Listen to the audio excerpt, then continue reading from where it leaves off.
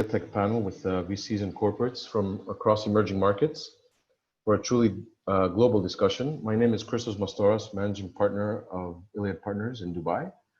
I would like to welcome to our webinar today on behalf of Angel Ventures, Iliad Partners, and the South-South Venture Alliance. Moderating today's panel is Ray Daham in Beirut, a good friend and co-founder and CEO at STEP Conference, which is the largest tech festival in MENA and one of the key players here in the local ecosystem. It's my pleasure to hand it over to him and to our panel today. Thank you very much.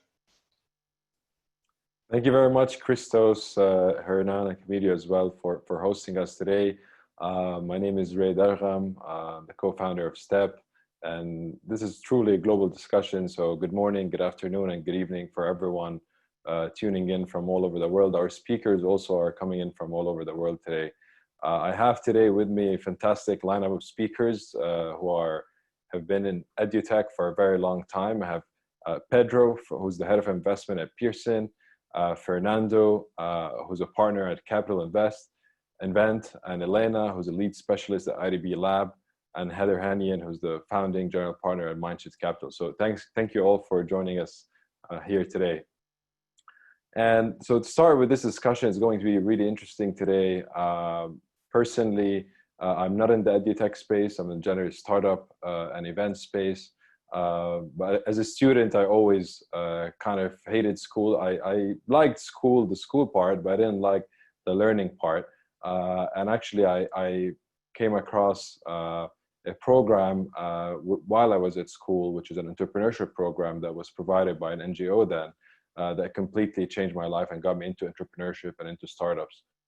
So I'm very passionate about that field, but the fellow panelists here today know a lot more. They've been into this field for a very long time, and I'm very excited to talk to them about all the different areas and things that COVID really accelerated during this time. So I'm going to start with you, Heather. I understand you're a mother to 3 children.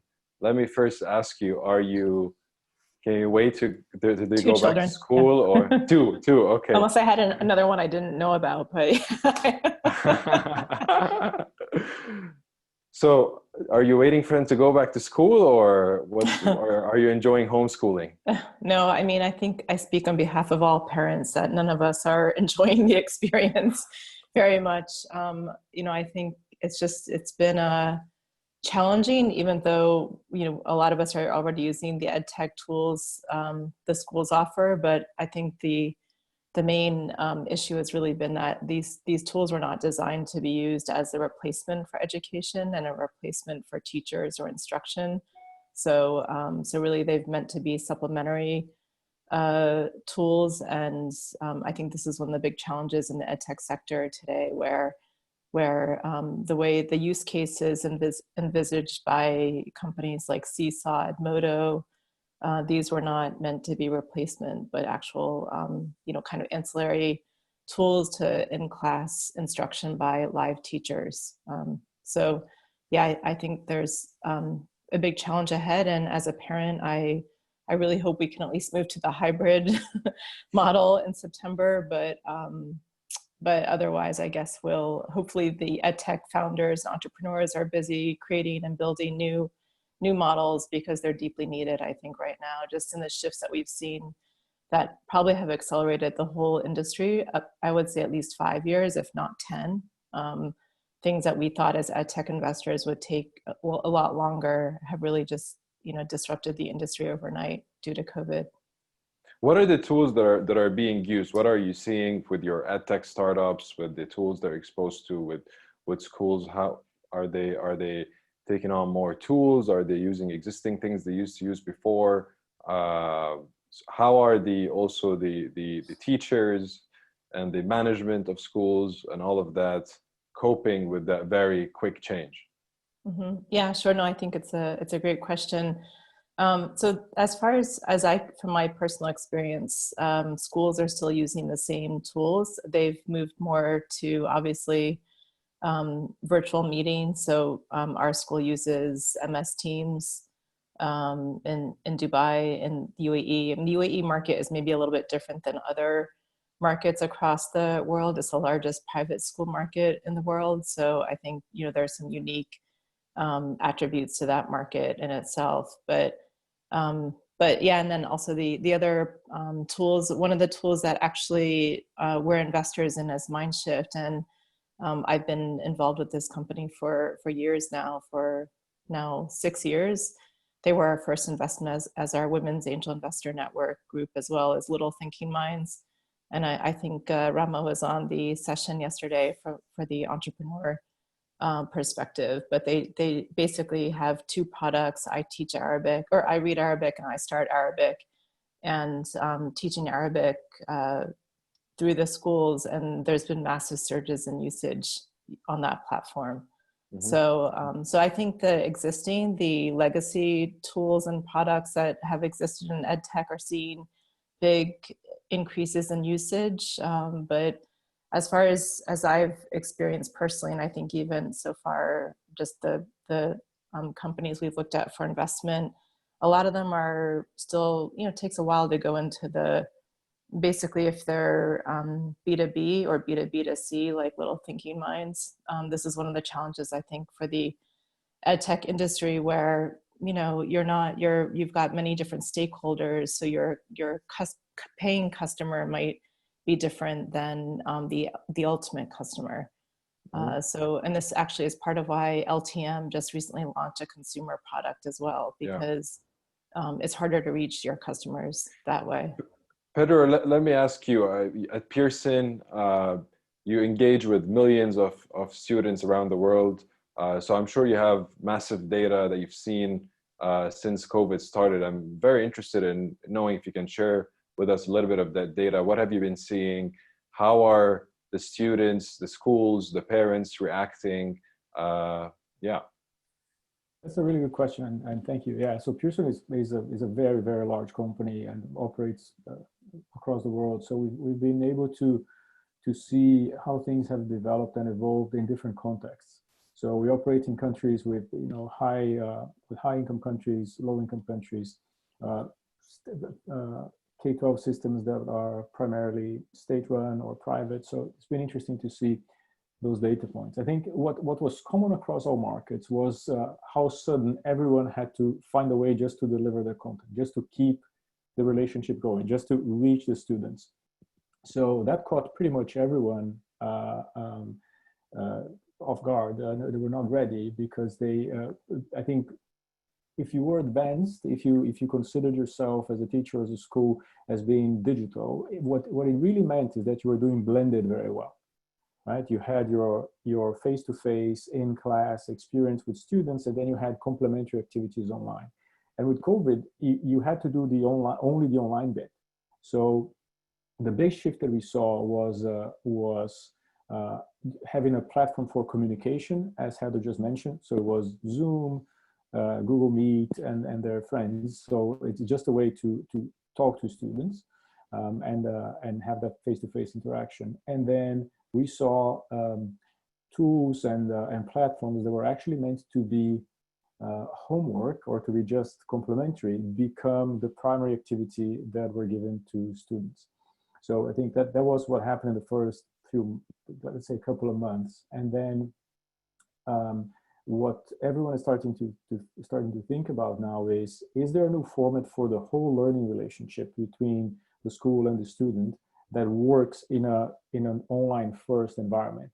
And that would be much more complex than just this that we're doing here, just a video conference and plus activities, because this is not learning, right? So I think that is the key challenge. And I think it reopened many discussions about how digital operates in the K-12 space, because it was honestly not a super sexy space for investors anymore, because we thought that many of the big questions were already answered and many of the pain points had already been addressed, but actually no. So I think it's interesting talking to kind of fellow investors how there's a renewed interest in that space of, you know, tools for schools. And another data point that is interesting, and I think we discussed this the other day, is because we operate across the spectrum from pre-K to university students and what we call lifelong learning. So what happens after university? So adult learners, that are upskilling or reskilling at work. One thing that we noticed is that the level of happiness, let's say the level of satisfaction with the new version, with what was happening with COVID, with the online learning experience, the level of satisfaction is higher the older the student is. And that has to do with what is learning for different, or how does learning happen at different ages. So I'm not a specialist in pedagogy, but I mean, if you can think, anyone that has kids, if you think about the 3-year-old or 6-year-old, their level of concentration, how much they can stay focused in one activity, just looking at the screen. I mean, maybe it's YouTube, it's different, but I mean, for learning, it doesn't work really well. You need someone to keep them engaged, and the pure looking at the screen experience doesn't really work for them for too long. And what they need to learn is more than just content, right? I mean, they need to learn, social behavior, social emotional interaction, and working in teams, etc. There's a lot of different things that have to be learned that you only learn by doing or by being in a group environment with a teacher there. So what we expect to happen is that when the tide comes back, when COVID eases, we expect that there will be more increased adoption of online tools and methods of learning the older you get. So probably the tide will come back, and the model will continue to be more online the older the student. So university or workforce training. So there will be a lot of learning that happens online there, but with younger students it'll be less and less, because the model just doesn't fit very well. So that's what we're seeing. It's a bit empirical and it's a bit anecdotal, but it seems to be a trend. The other trend is that online allows you just to try different things. So it allows you to go niche. So sometimes if you're in a small council here in the UK, you don't have access to interesting subjects or interesting after school activities. And maybe even if you try a private tutor, you don't find a specialist to explore a given subject, but you can do that online. Online, the world is a playground, and I think and specialty is very important, right? Because I think the earlier you start, the more likely you can be ahead of everyone else in that subject or topic. I mean, there's the part of the kids figuring out what they want to do. But in part, I find the entire education system very generic for a very late age. Yeah, and I think if the more people get comfortable with having a learning experience that happens online, then the physical presence and the physical proximity between the instructor and the learner is no longer an issue, because you can basically be taught by anyone else, by anyone anywhere in the world. So my daughter now is taking cello lessons remotely, and you think music lessons, you need to have someone like close and looking at the fingers, but honestly, it's working really well. So I think that it opens up a universe of options, because all of a sudden it's a more liquid market of instructors and learners.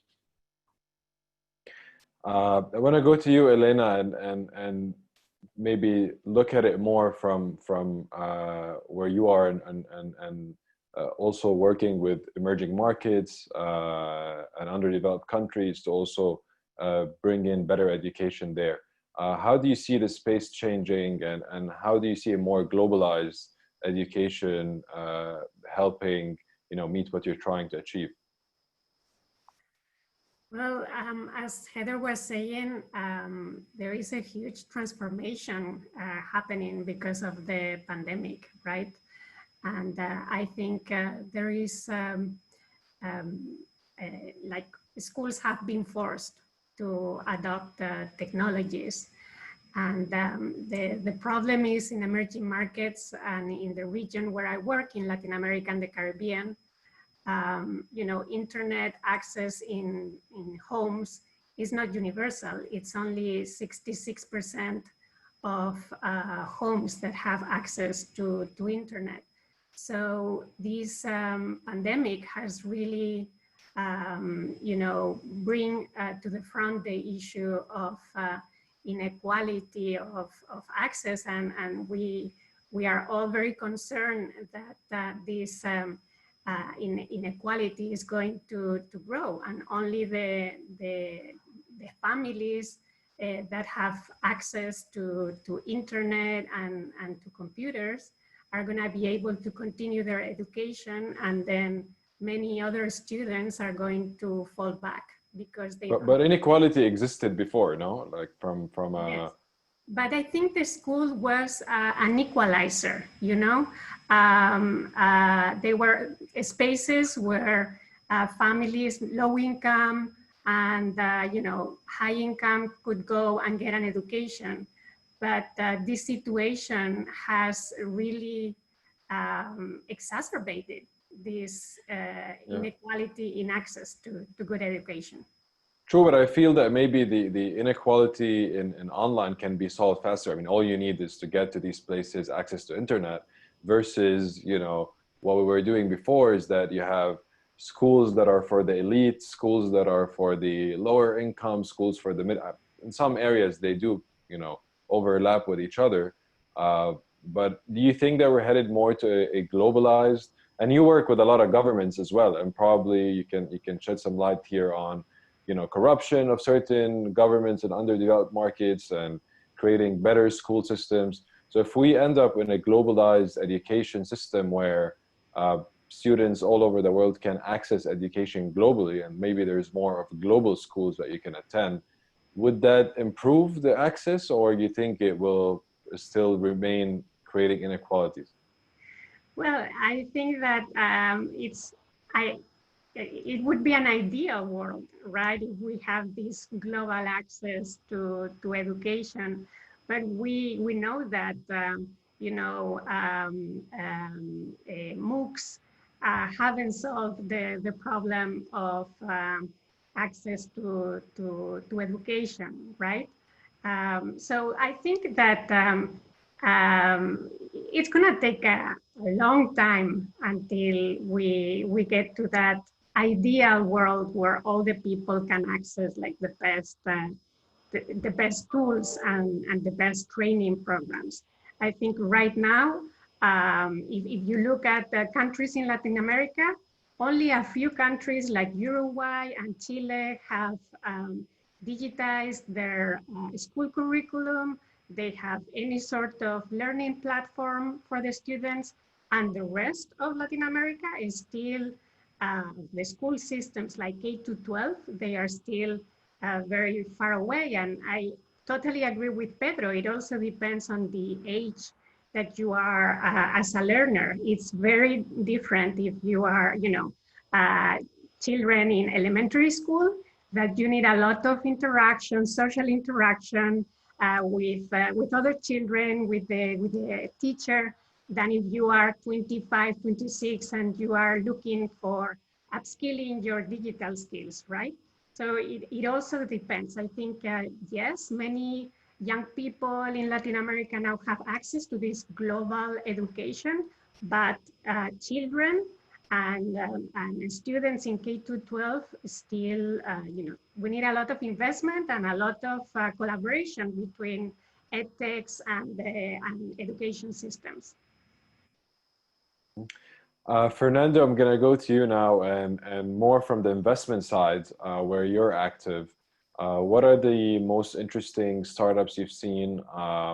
Where are you guys investing? And what are some of the new things that have come up during this time? Yeah, so first, I hope everyone is safe, and very glad to be here. I also kind of agree with what Heather said. I think we suddenly, in 2 months or 3 months, we stepped into 2025 and all the projections that we had for that. I have seen an amazing level of activity happening in the edtech space. So this is not the first time that we witness a disaster that sparks significant moments of innovation and growth. Just to give you an idea, also kind of complementing what Elena mentioned, I think the size of Latin America, just to give you an idea, Uruguay probably has a little less than 1 million students, Chile probably has a little less than 5, Brazil has almost 53. Mexico has almost 38. So you have a very diverse region. So all of these solutions that are coming, we're bombarding governments, bombarding schools, universities, a lot of free offering, and that created some sort of a chaos in terms of how would you select that something is good, that something is worth, that something will improve learning. That was a big challenge. So in my view, there are 4 forces into every decision. So first of all, you have to understand pedagogy. You have to understand that this is about the learners. Then you bring technology, but most likely you have people that understand pedagogy, they don't understand technology. People that understand technology don't understand pedagogy. Neither one of them understands capital deployment, resources, returns. And then you have the huge impact element. So I think the decisions that we are making and what we're seeing is companies that have the right pedagogy with the right technology, that have used capital intelligently and are closing these gaps are going to be the ones that succeed. So I have seen many across the region. There are amazing stories about, you know, companies that are building simulators for labs. So you don't need to have a physical lab. You can do everything digital. But also, on the other hand, you have seen governments, and I work very closely with Chile, with Peru, with Mexico, that had to rely on TV and radio because access to digital, access to connectivity was lacking in many senses. So, and they think that by having a television, people could probably learn when that television is serving 5 people in the same house. So I think this is the view that I'm seeing. We put together, you know, a list of the top 100 LATAM edtechs. We put a fair of the most successful ones. So there's a lot of activity. I'm excited about what's coming, but I think it's going to be needed a lot of criteria in how to decide what is worth and what is not. Pedro, I want to ask you, how do you imagine a hybrid model would look like? Is it home and school? Is it home and school and something else where students can also go and learn maybe a lab or another space? I think that's a great question. It's the $1 million, the $100 million question, and the answer will vary from market to market and the age as well. So we can talk about what the hybrid model looks in university. I think that's a very interesting market that is ripe for disruption, and it's probably where we will see disruption happening the fastest, because it's obvious now that with social distancing, the number of international students that go abroad to study will drop dramatically, at least for a few years. And that has historically been a very relevant source of revenue for many universities internationally. So we'll see innovation driven by need, that new hybrid models will pop up or will grow in that segment of international higher education.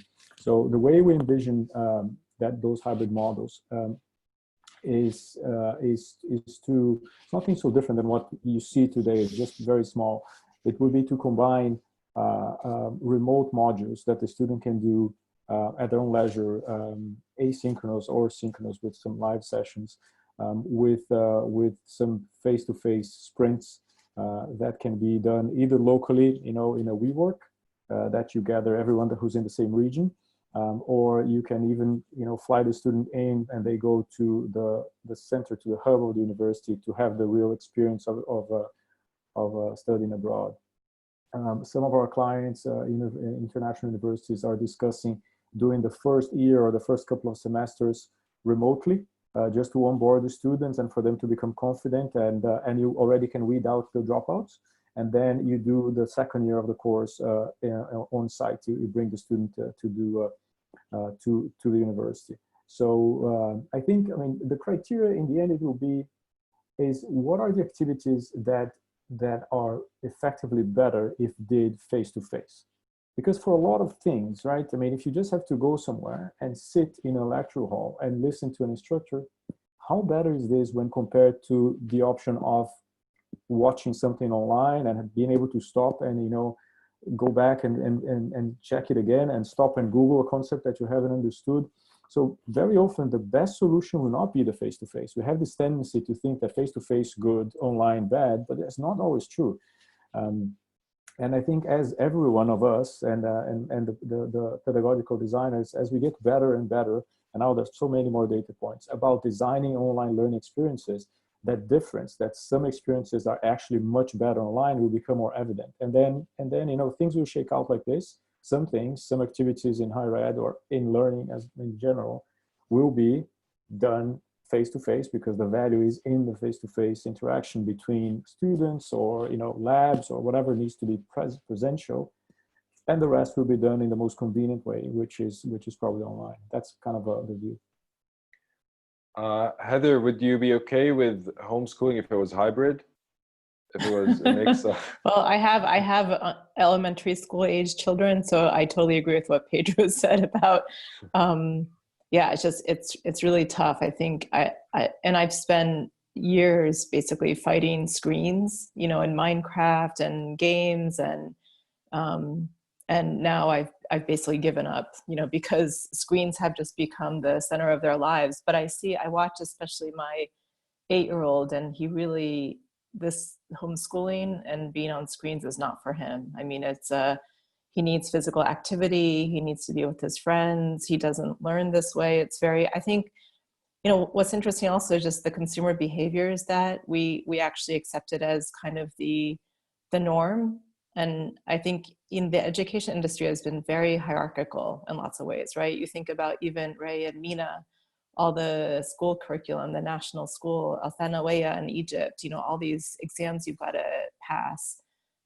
So it's very top down. But what's interesting now is we start to see kids, especially, you know, I'm talking more about the kind of K-12 groups, what actually works for them and what doesn't work. So I totally agree with what Pedro said about university students, and I think the older you are, I mean, even, you know, I'm doing my yoga classes online with my same yoga teacher and the same students, and I've actually enjoyed it more than than going to the class, you know, battling traffic for 30 minutes, you know, and being so stressed out by the time I get there. I need another yoga class just to deal with that stress. So I think that what's interesting now is we actually have an opportunity to build an industry that caters to what real consumer behaviors are. The question still is, who's the consumer? Is it the child, the student, who's benefiting from the learning? Is it the parents who might be the ones paying for the learning, especially if it's a private school? Is it the greater community in terms of the public school, the public sector? I think the risk that Elena mentioned is very, very relevant, and I totally agree and see this. I think even in the US, it's an issue where just the risk of exacerbating the inequity that exists in our societies will just be much stronger, unfortunately. I think even around gender divides, we'll see this, where we see this, you know, in the workforce happening, where women who have to work from home, who are working for big corporates, even like HSBC in India, are now actually resigning because they can't manage the social expectations of, you know, raising their children, their in-laws, their family, all of the things that come with that. So, but I do think that there's a massive opportunity ahead in just rebuilding and restructuring these industries in the way that makes sense for the actual consumer, which to me, ultimately, it's the child. I'm not so interested in things like edutainment. I'm more interested in generating pure learning outcomes, so more of the pedagogy.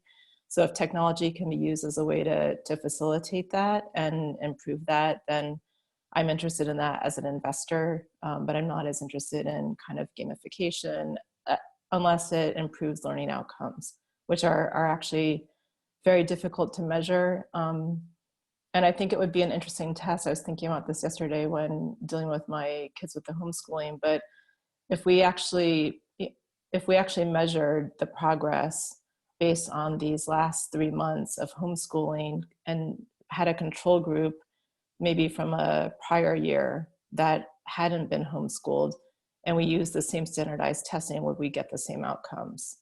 Again, I'm not a massive believer in standardized testing. I think there's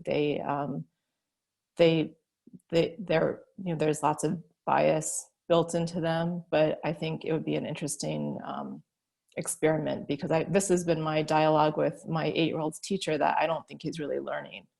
I mean, I think it's very one way, very, it's not necessarily resulting in the same learning outcomes I would have expected if he was in the classroom. And she doesn't agree. She thinks that the other students are learning. So again, how do we measure the success of learning outcomes, and is technology being used to facilitate that, or do we need more of the hybrid focus, which is what I think is definitely truer of the elementary school students, because it's two-way. It can't just be sitting behind a screen and consuming. It has to be interacting, building on ideas from others, social interaction, all of the things that come with how we learn as human beings. Yeah, I agree. I think, one thing we've learned all together during this time, that a fully online life is not great, but also we'd all like to cut down on some traffic, have some more time throughout our lives, feel like we've been all programmed to do the same things every day. The new life kind of allowed us all to design our lives in better ways than it was put on us. Elena, I want to shift a little bit to the topic of accreditation and standard testing that are enforced by governments, and how do you see? I mean, Saudi Arabia just I think a few days ago now considers an online degree as an official degree. So what kind of challenges do you see are across this? Do you see that governments are now, because of COVID, are more accepting, and it has kind of like accelerated them in that way, and specifically in emerging markets? Well, I can talk a little bit about what's happening in the coding bootcamp space, for instance. The reskilling and upskilling of people that are looking for opportunities in the digital economy. And these schools have emerged as an alternative to traditional universities. And they have been providing a very agile, accelerated learning that is very much in line with what the market and the tech industry is demanding. And these degrees don't have any official accreditation normally.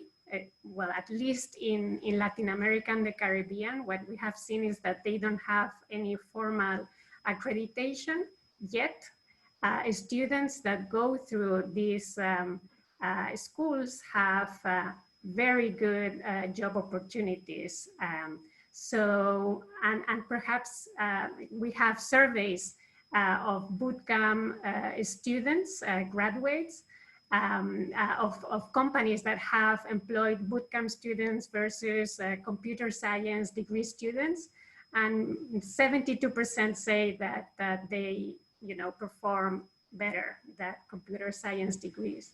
So this tells you that there is quality, a lot of quality in some of these non-traditional, non-accredited degrees.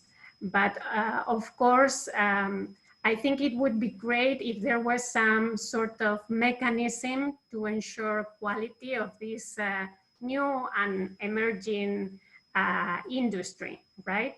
So that the students had some assurance that what they are getting is very good. There are some instances, like in the US, you have different NGOs and organizations that provide a lot of transparency into this emerging non-formal accreditation market. But I think in Latin America, we still lack some of these mechanisms. It would be great to have some sort of quality mechanism. but and perhaps we will see more acceptance and more openness from the public sector to include. Even universities are thinking about including boot camps as part of their training curricula. No, so we are seeing that there's been a good contagion, if I can use this word, no, from these very highly innovative startups and the universities, for instance.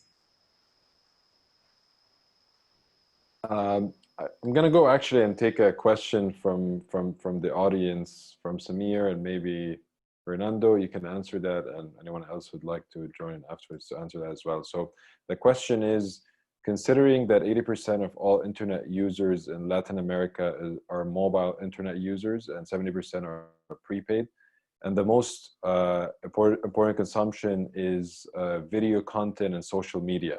And the question is, what are the best platforms out there to deliver simple and easy to use educational content?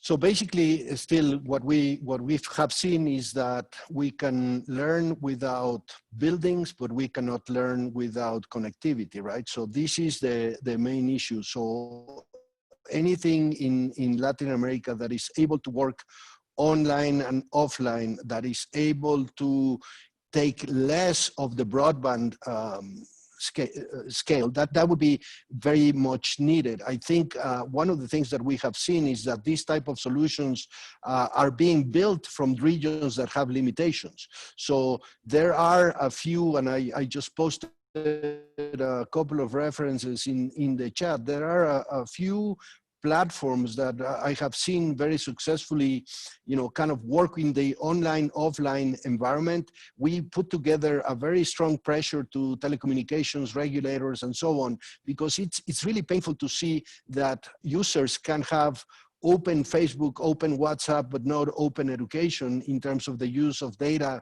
in cellular. That should not be the case. We need to figure out, at the same level of how we live, how we entertain, we should be able to learn, because we're going to require, 80% of the workforce is going to require upskilling. The children don't have access. So I think, accelerating this path from learning to earning, accelerating this path of access to all of this different content, because you still see that there are innovations, there are entrepreneurs, highly proven solutions, and you have only the elites being able to access that knowledge. And that to me is the most painful thing. So as online first pedagogy will become normalized, then we need to think that online requires the use of devices, the use of connectivity, and maybe a blend between offline, online content. So I think that the solutions that are being built in the region,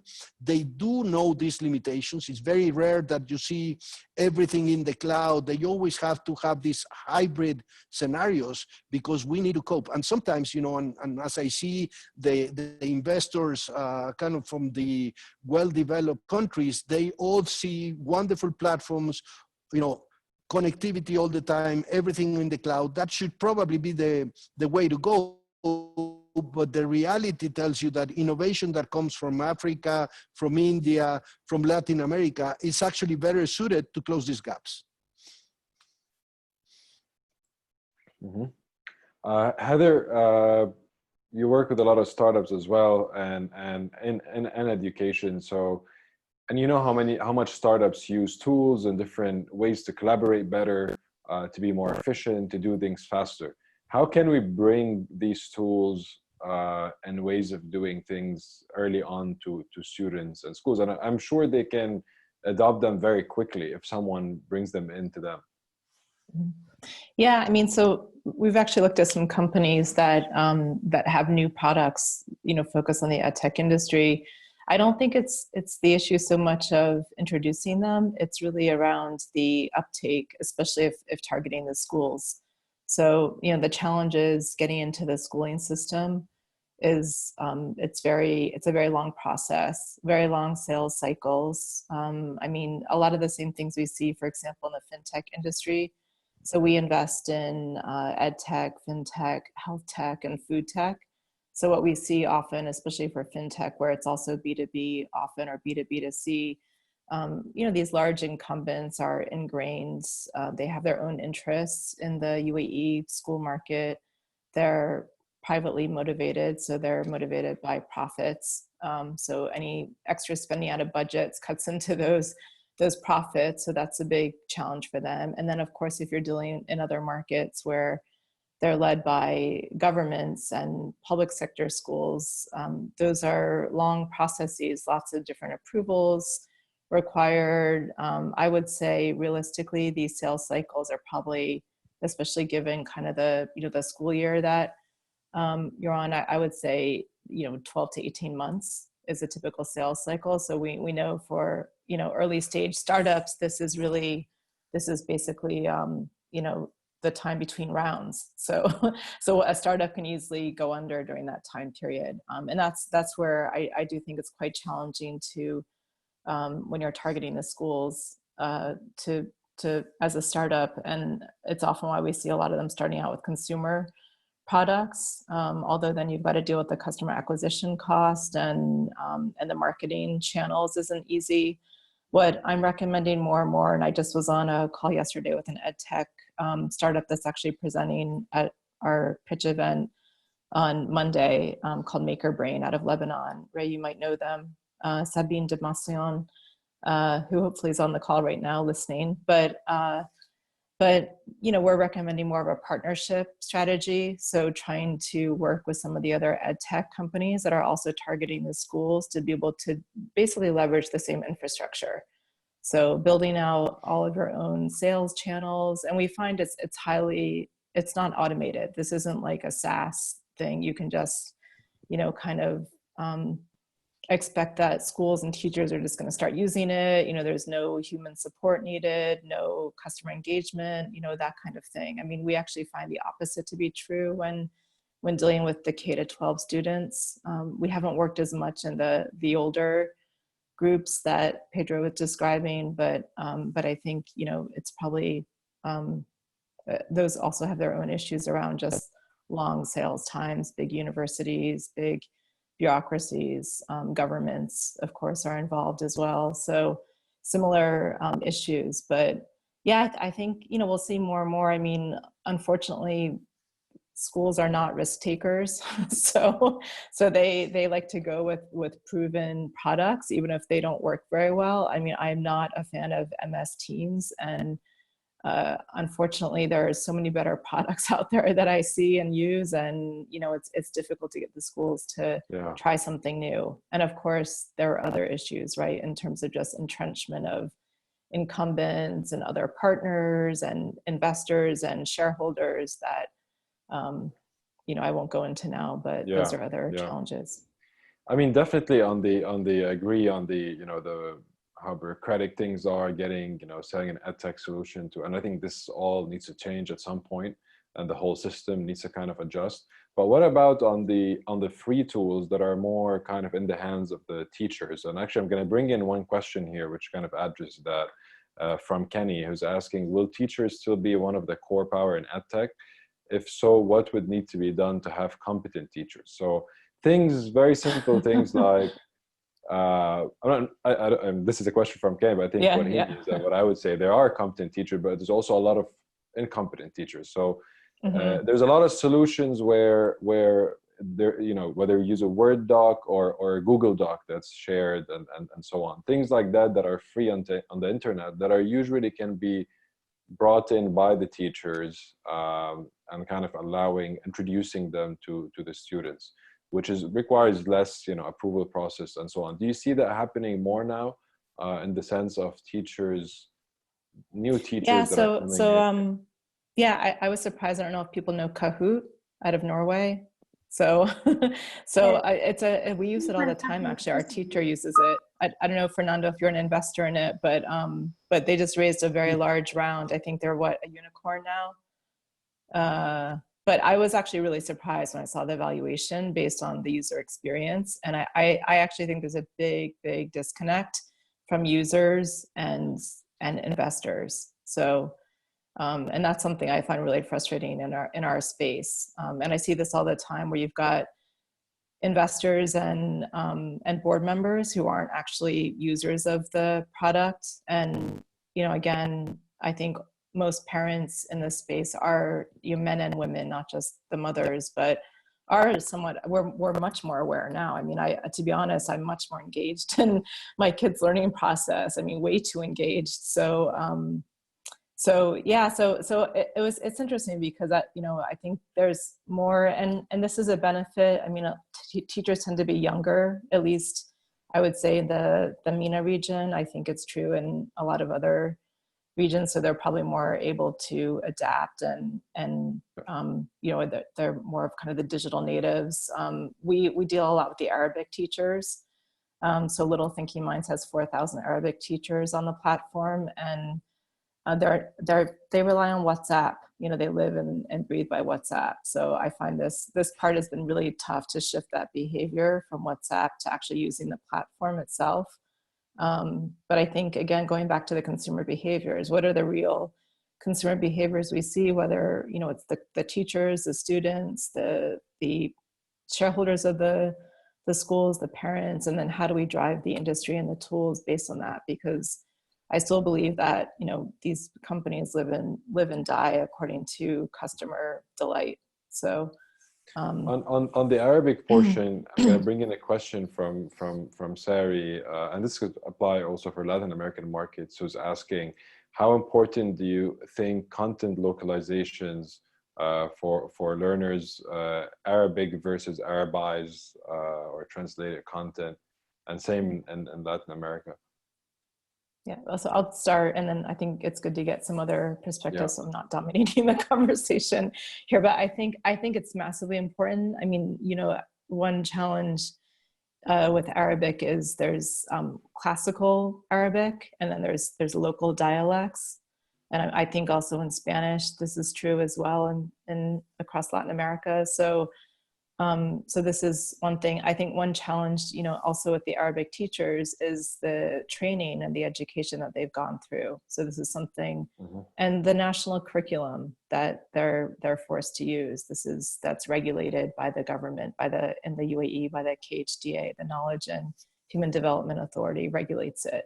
So it's very old school. And honestly, you know, my kids use the native Arabic platform, the learning platform. There's Arabic A and Arabic B, and a lot of this stuff is totally irrelevant to their lives. And that's where a company like LTM has been strong, because they've been able to bring in new content, new media, you know, new just animation even, that makes it more interesting and more engaging for learners. Pedro, you work with many languages and across the world. How are you solving that? I think digital actually hasn't changed the answer to that question, because I think the answer was always is how you localize content, and when is it that you need to localize, when is it that you don't have to. So I think there's a few angles. So I think number one, as Heather mentioned, is the local curriculum. So sometimes you need to follow the local standards by law, right? I mean, if you want to serve a certain community, you need to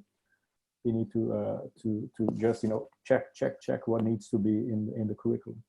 Then the second one is local expectations around you know, costumes, religion, history, and that is not always an easy line for you to walk, because you might disagree with some of the decisions or some of the, you know, how you need to flex your content for it to be acceptable locally.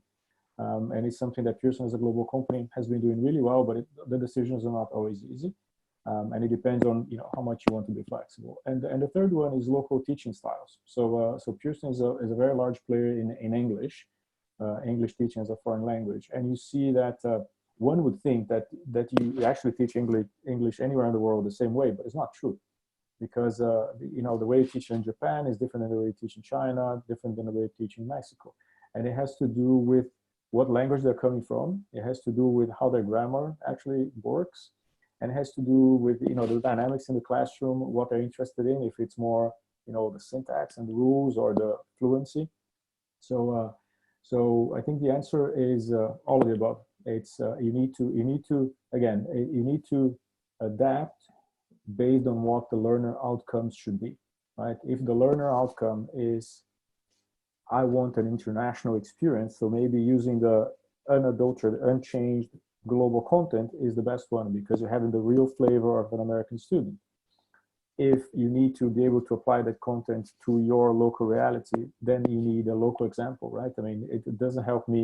I mean, I had a personal experience. I mean, when I studied in the US, and in one of my lessons, my marketing professor used an example, and it was an obvious example, right? And he said, would you prefer to buy this brand or that brand? And I didn't know either. I didn't know any of those two brands. So it completely, it bypassed me. I didn't get the example. So it was not being very culturally sensitive on that example, but it speaks to the need of localizing when you really need to drive learning locally. Thank you, Pedro. For the audience here, please, if you can go ahead, you should have had a poll that popped up on your screen. If you can fill that up, would be great. And I think we have about maybe 15 minutes left.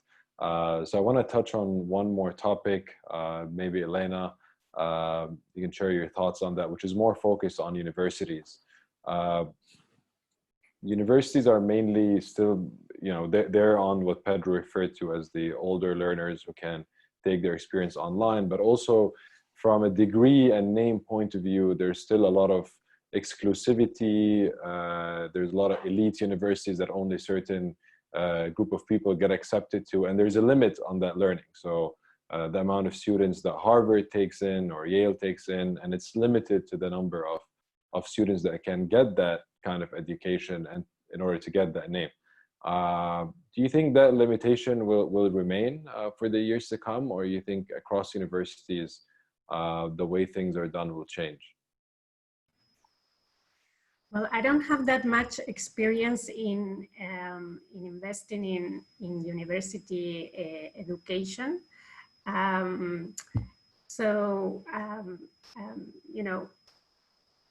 In Latin America and the Caribbean, the situation is exactly what you described. We have very good public universities that have to turn down many applicants because there is lack of access. And then we also have great and fantastic and high quality private universities that are for the elite of the country.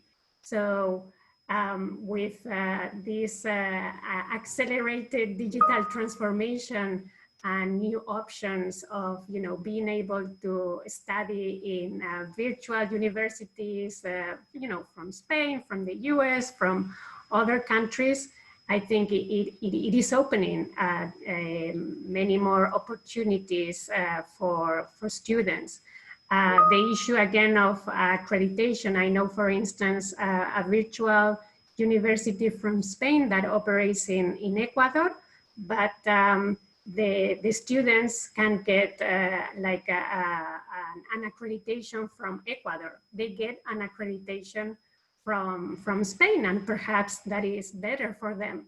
But there is an issue as well.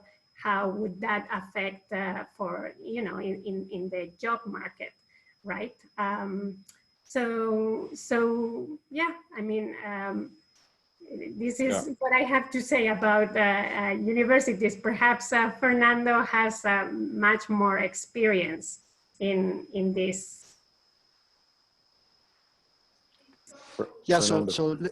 Yeah, let me try to jump in and just provide a perspective. I think it has to do with both discussions here. In terms of the localized curriculum, it depends on, we need to really question what is it that we're teaching? What is it that needs to be memorized versus activity-based, project-based, all of these things. So in one sense, if we are to learn chemistry, biology, math, math is the same everywhere in the world. So we need to look at the student as an individual. And I always do this comparison, which is very, very painful when you look at the investment and the growth and the innovation in healthcare, for example. Healthcare would probably have $10 trillion market. And then when you look at the companies that are investing, innovating, it's half of that. It's 5 trillion. You compare healthcare to education. You have an education market a little above 6 trillion and only about 150 billion invested in innovation. So the proportion is tremendous. I think, it's only 3 or 4% that is, the investment. It's because we used to believe that education's models were rigid. The regulation is still very rigid. So we need a lot of flexibility. We need to accelerate, and it's only going to be a matter of innovation. Always has to come from the edupreneurs, for the entrepreneurs that are helping schools, universities to really change. Because if we expect to do this from within, it's not going to happen. So to me, even if we double from 150 billion to 300 billion in innovation market cap investment, that is not going to be enough. We should be aiming to compare with the fintech, with healthcare, because at the end, we're talking about human beings that require these abilities. And it's not memory, it's not the local language, it's not the local history. That could be learned in other ways. But I think we need to create economies of scale to be able to really transform and accelerate. But Fernando, sorry, Elena, want to say something? Go ahead. Yeah, I think it's also very important to build the edutech ecosystem. I think we need more incubators, more accelerators, more awards and special awards for edtechs to promote and to build a good pipeline of startups in the edtech space. And also, we've been talking about the challenges of edtech startups to work with public schools. So some sort of regulatory sandbox or, safe spaces where you can pilot some of these initiatives and, get some traction. And, I think this is an area where we really need to work on. Because as Fernando said, compared to other sectors, and even in our experience as the IDB Lab, our investments in EdTech, in all our 434 investments that we only have 12 that are in EdTech. But the opportunities are there, right? So I think we need a lot of investment in this ecosystem, working with different stakeholders, and building have all these building blocks so that edtechs can flourish in emerging markets, especially. Mm-hmm. Can I add something, Ray? Yeah, sure. Yeah. Go ahead. No, I think it's a great idea, Elena, about the sandboxes, because especially in MENA, education is such a necessary area, right? So many youth, and it's 60% of the population is under the age of 30. The university quality is quite weak. And if we look even at innovation, if we look at markets like the US, where there's been this history of innovation, a lot of that came out of the universities. So if countries that aren't investing in education, and I think innovation of education, won't be able to develop the new models, new businesses, and the new ecosystems that I think we'll need in this new world that we're now in. So I really think you're right, absolutely, that I think there's also just not enough capital for these ed techs. And what I often hear from other investors is that valuation isn't as high and exits are more challenging because we're limited to kind of the Pearsons of the world as strategics. And there aren't so many Pearsons. So, and then IPOs are also limited. So, so I think there is a whole, if we look at the whole value chain from seed capital and more accelerators and the sandboxes all the way through exit, whether it's acquisition or IPO, it's I think all of this needs to change. And it actually is sad when you think about it, because everyone in the world needs education.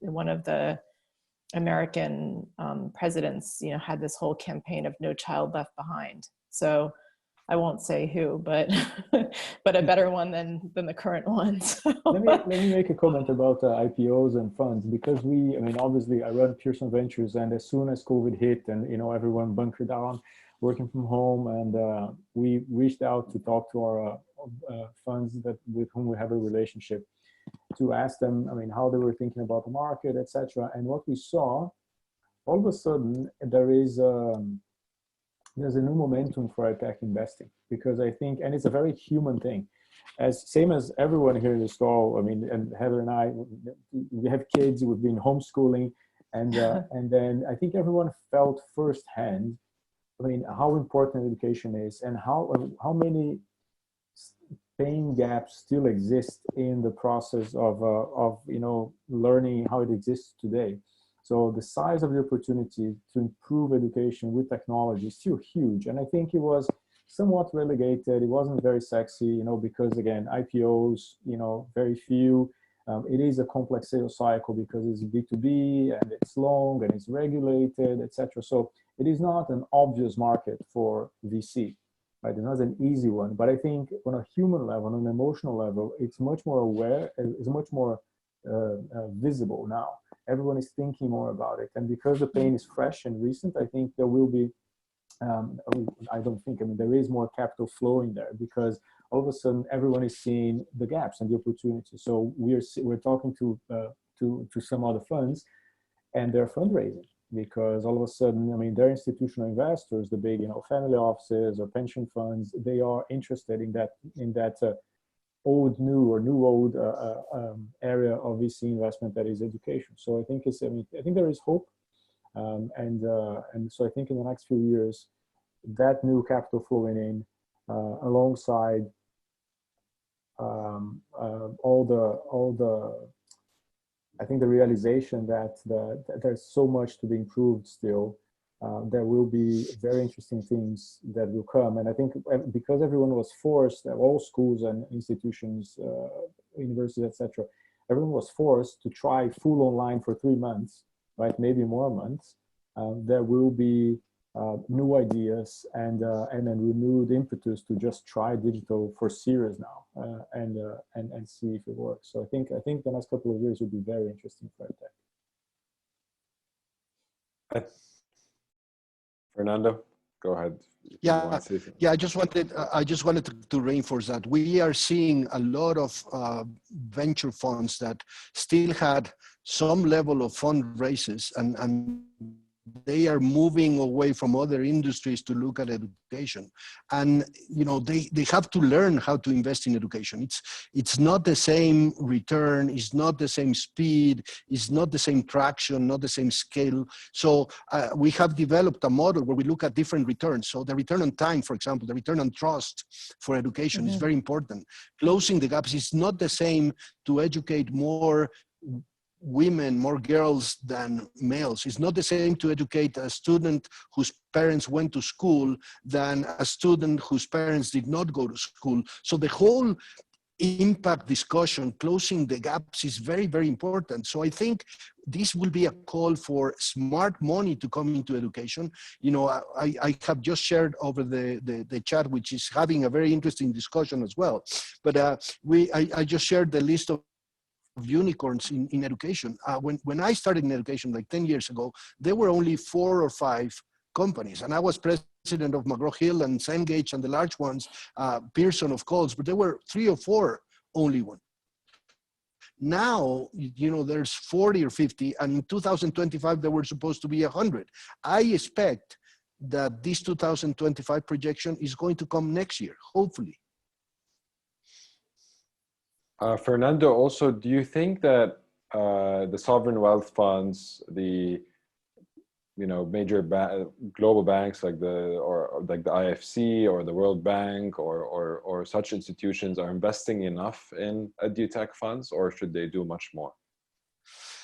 You know, when you look at the foundations are mostly directed towards education, and the problem has been that they do not care about returns. So it's like loss funding. So we need to change that mentality. We need to be able to say, you can make an impact, you can innovate in education, and you can have a decent return, but you need to learn how to do that, what terms to expect, where to invest, which are the entrepreneurs. As Elena said, you know, sometimes the boot camps have a very good path to that, and then that means flexibility on certifications, and that means that companies probably don't care about your degree anymore, but more about your skills. And all of this is tied together. So education is a highly complex system, many parts, many stakeholders, and all of them need to be redesigned. All of them need to be transformed. And when you think about innovation in education, sometimes you only think about content delivery and the experience. But there are companies that are coming from the window to say, you know, I'm going to make the university more efficient by understanding which spaces are being misused, which teachers are not teaching on an optimized level of, you know, what number of students, what time in the day, what format, online, offline, how to optimize. So sometimes, you know, we think about education and invest only in the content, in the delivery, and there are a lot of elements to be redesigned, to be invested in. As a complex system, all of the stakeholders need to be there. And the key to me is flexibility, because we are still stuck with very rigid positions about what education should be before COVID. And I think that should be the aim. I think we've got a few more minutes before we wrap this up. So let me ask one last question to all of you, and maybe we can start with you, Elena. How many years do you think COVID accelerated the education space, and where do you see the education space in 2030?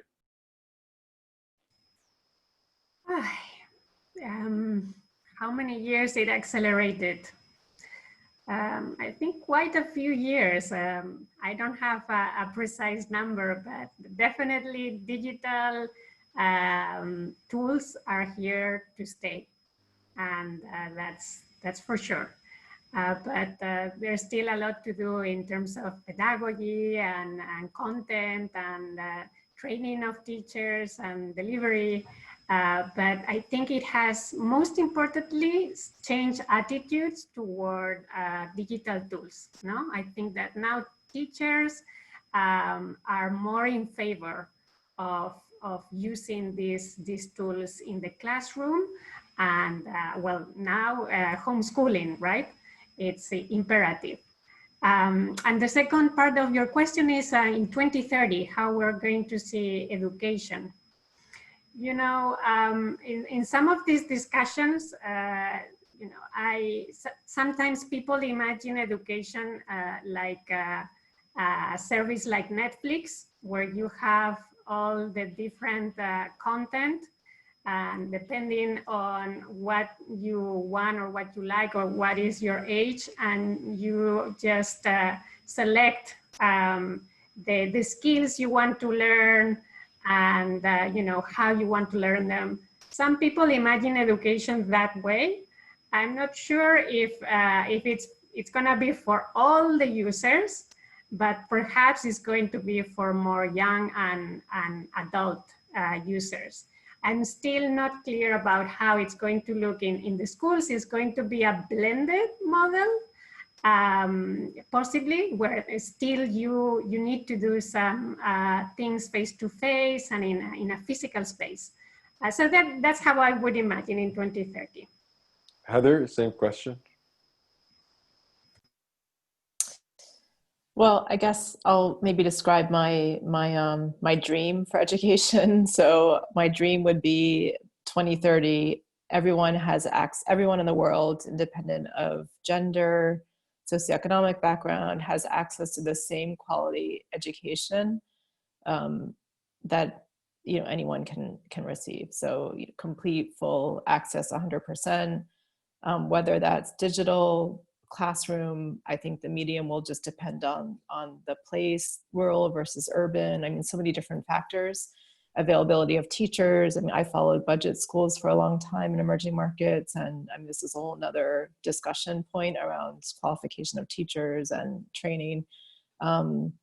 But, and I really hope these curriculum, I mean, these curriculum have not been innovated in decades. And, you know, whether it's in Egypt, Lebanon, Jordan, US, I'm sure Brazil, all of these countries, I mean, it's very, very outdated in terms of the way it's being taught and what's being taught. I think there's a much more efficient way to teach. And I think I would like to see more applied learning, which I find much more valuable than just regurgitation and memorization. And I also question, frankly, whether my children will even go to university, whether it makes sense to go to college even.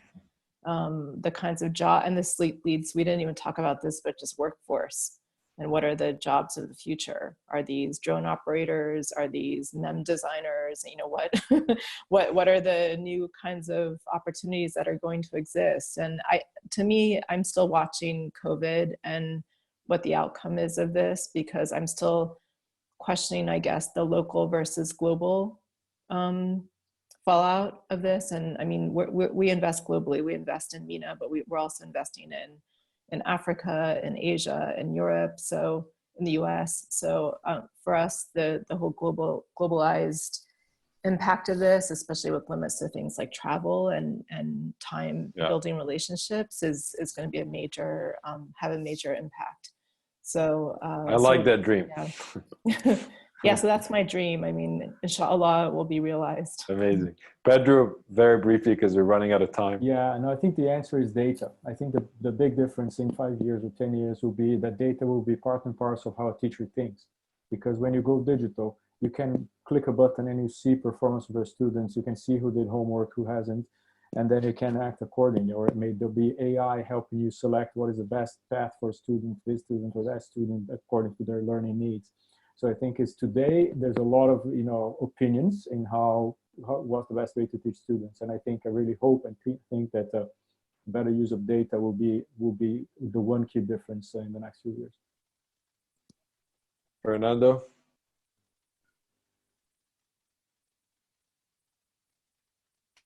Yeah, so this is a tough one, but I would say, echoing Heather's, we are the first generation ever to be able to access all available talent in the world. That's one aspiration. We are probably the last generation able to take care about the planet. We are probably the first generation, or building the first generation, that's going to be led by women, hopefully. We just saw in COVID how the 5 female presidents did a great job. I would say that capital market to the levels that I mentioned, and I think the whole economic scenario for education as to private public investment, going to the elites versus the mass, the role of technology, all of these elements, I think, are going to build a better future. And I am very, very excited that we're living through this. This horrific disaster, is going to spark an innovation, and I think we are in the cusp of this disruption. So I'm excited to see, the role that we can play by the right values, becoming more human. Thank you very much. We'd love to keep this going, but unfortunately we're running out of time. So thank you very much to our speakers. Thank you to our audience. Now I'm going to give the floor back to our host, Camilio. Thank you very much, Ray. Thanks to all the panelists. Thanks to everybody watching at home from all over the world. This is the 7th, if I'm not mistaken, in this series of webinars that we've hosted. And we want to be very mindful of all of your time and all of your effort, and very, very grateful for all of your collective wisdom over this past few weeks. We've had, if memory serves, around 80 panelists and moderators from all over the world, well over 3,000 participants from all over the world. So definitely we, at least from our Angel Ventures perspective, we've discovered that this is a great way to remain engaged with people all over. A great way to have very constructive, very edifying discussions on important subjects. And I think if we had done this in person, we certainly wouldn't have reached the levels of attendance that we have by doing it in this way. And certainly we wouldn't have been able to bring people from so many walks of life and from so many different countries together. So with that, I'm gonna pass it to my partner. I wanna be very mindful of thanking IDB Lab, our sponsor in this series of webinars, and our partner from across the world, Christos from Iliad Partners. So Hernan, over to you, and thank you again to everyone. Thank you very much, everybody. You know, this is a wrap. We're going to take a quick break as the Rethink series needs to rethink, you know, for content. We have a lot of very interesting, you know, panels planned ahead. So bear with us for a couple of weeks of recess, and we will be back. And again, we couldn't be more happy with the participation that was generated from this webinar, bridging emerging markets from all over the world and from so many different landscapes. So thank you for each and every one of your panelists. So we're very excited to have you as our, you know, a guest for this last seminar of this first series. And well, please join us again for rethinking the future in different verticals as startups and venture capitalists and other corporates involving investment in startups. So thank you very much, everybody. It's a wrap, and we'll be in touch shortly. Thank you, guys. Thank you so much. It was a pleasure to share this time with you all. Thank you. Bye. Thank you. Thanks, everyone. Bye.